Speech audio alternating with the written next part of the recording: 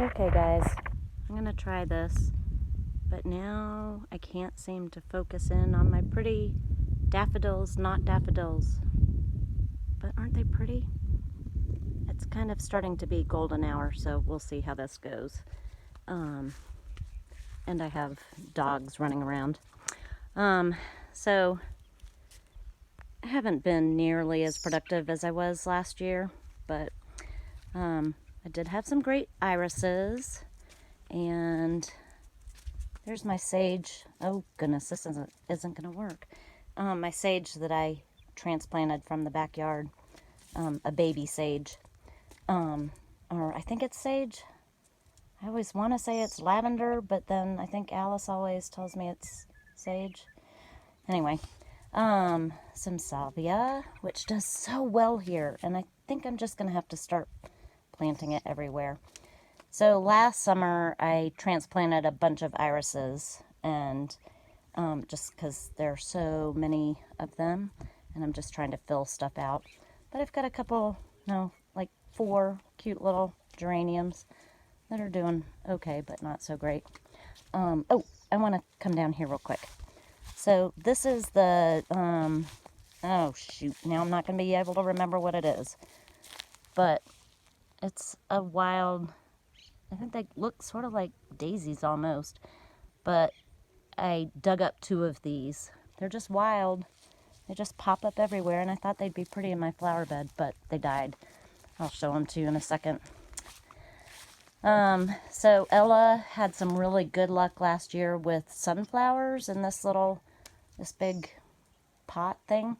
So we planted some more, and they just started popping up, but they'll be huge in a couple weeks.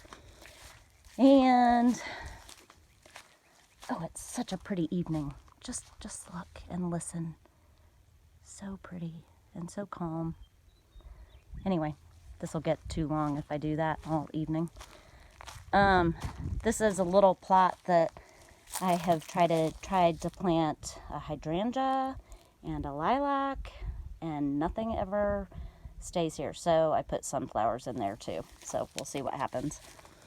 The garden this year, it's not too terribly exciting. I don't know if you can see through the fence stuff, but I've just got a bunch of mounds, and I've got just zucchini and cucumbers, which is kind of boring. Oh, and then I also put sunflowers along the wall.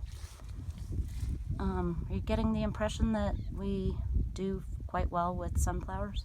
Anyway, they've popped up, and I can see, oh, I can see some zucchinis and cucumbers coming up. Yay. All right, we'll see what happens with them. Anyway, okay, moving on. Our Christmas tree is not quite where it's supposed to be, but it's pretty close. The corner is right over there, so it's maybe 30 feet off, but pretty close. And to the backyard. Ooh, I have to be kind of careful here because it's very rocky and slippery, and I have flip-flops on.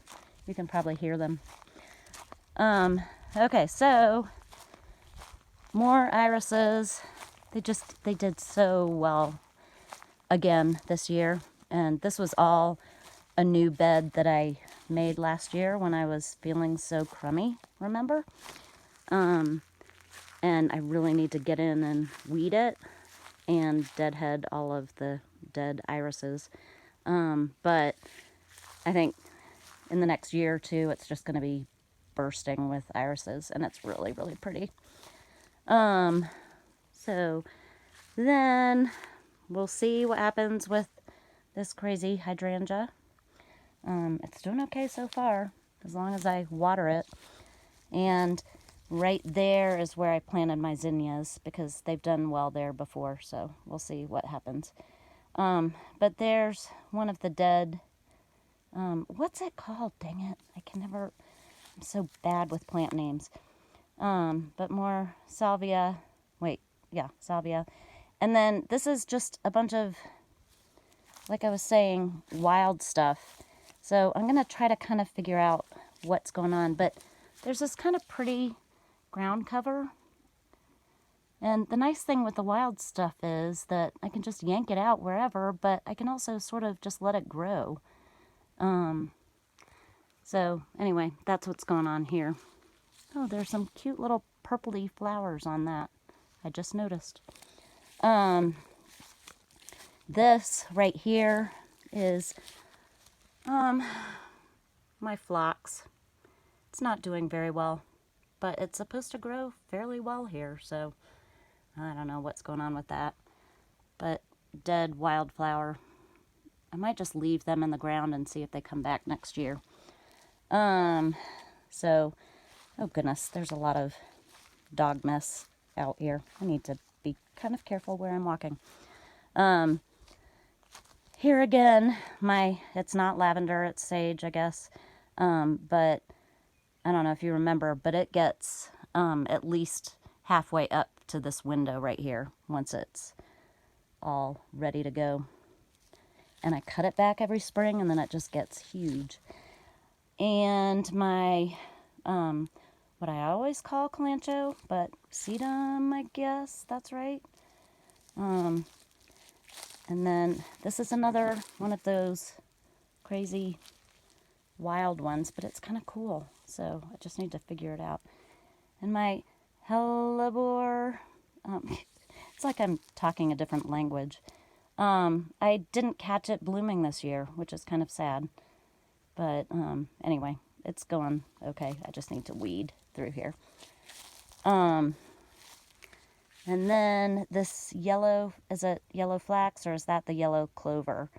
But it's so pretty. And then that white is all the yarrow. And I don't know if you can see, but it just goes nuts everywhere. So I yank it out if I don't like it, and then it's all good. And last year I put in 3 raspberry bushes, and just one came back this year. But it's doing okay. They're supposed to, they also do really well here. Our next door neighbors have a ton of them. So now it's getting very, very sunny, but, so these bottom 2 tiers have been totally overtaken. But I don't know if you can see that kind of feathery stuff. That's what's down in the ditch, that looks so pretty. And I really hate to pull it out. I mean, it's just grass, but it's so pretty. And I need to, you can see this white campion, it's finished blooming, but it's got those pod things. And then I guess this yellow, the yellow is yellow clover. That's right. So I don't know. Maybe just to fill it all in, I'll just kind of let some of it grow. But anyway, then up here, just some more, there's some more yarrow that I've kind of let go. Oh, it's not very good.